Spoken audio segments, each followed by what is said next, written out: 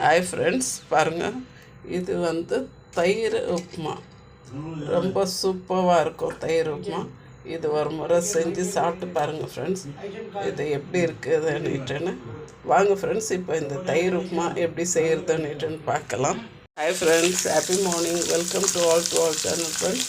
பாருங்கள் ஃப்ரெண்ட்ஸ், நான் இப்போ ஒரு பேனில் வந்து ஒரு 2 ஸ்பூன் தேங்காய் எண்ணெய் விட்டு, ஒரு 1/2 ஸ்பூன் கடுகு, ஒரு 1/2 ஸ்பூன் வந்து சீரகம், ஒரு 1/2 ஸ்பூன் உளுத்தம் பருப்பு, ஒரு ஸ்பூன் வந்து கடலைப்பருப்பு போட்டிருக்கேன், ஒரு சின்ன துண்டு இஞ்சி கட் பண்ணி போட்டுக்கிட்டேன், ஒரு பெரிய வெங்காயம் கட் பண்ணியிருக்கேன், சேம் டைம் ஒரு 2 பச்சை மிளகா போட்டிருக்கேன், கொஞ்சம் கருவேப்பிலை போட்டிருக்கேன் ஃப்ரெண்ட்ஸ்.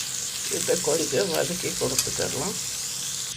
இப்போ பாருங்கள் ஃப்ரெண்ட்ஸ், ஒரு 150 கிராம் அளவுக்கு நான் ரவை எடுத்து வச்சுருந்தேன். அதையும் இதோடு சேர்த்து நல்லா வறுத்து கொடுத்துடலாம் ஃப்ரெண்ட்ஸ். ரொம்ப ப்ரௌன் ஆகிடக்கூடாது, மீடியமாக வறுத்தா போதும். பாருங்கள் ஃப்ரெண்ட்ஸ், இப்போ இதோட நான் கொஞ்சம் மல்லி செடி சேர்த்துடுறேன். பின்ன இப்போ நான் எடுத்துருக்கிற ரவிக்கு 3 மடங்கு அளவு, அதாவது 150 கிராம் வந்து நான் ரவை எடுத்து வச்சுருந்தேன். நான் அதுக்கு 450 ml வந்து தயிரை வந்து கொஞ்சம் நல்லா அடிச்சிட்டு, நல்லா மிக்சியில் போட்டு தண்ணி ஊற்றி அடித்து வச்சுருக்கேன். அதை வந்து இதோடு சேர்த்தேன்.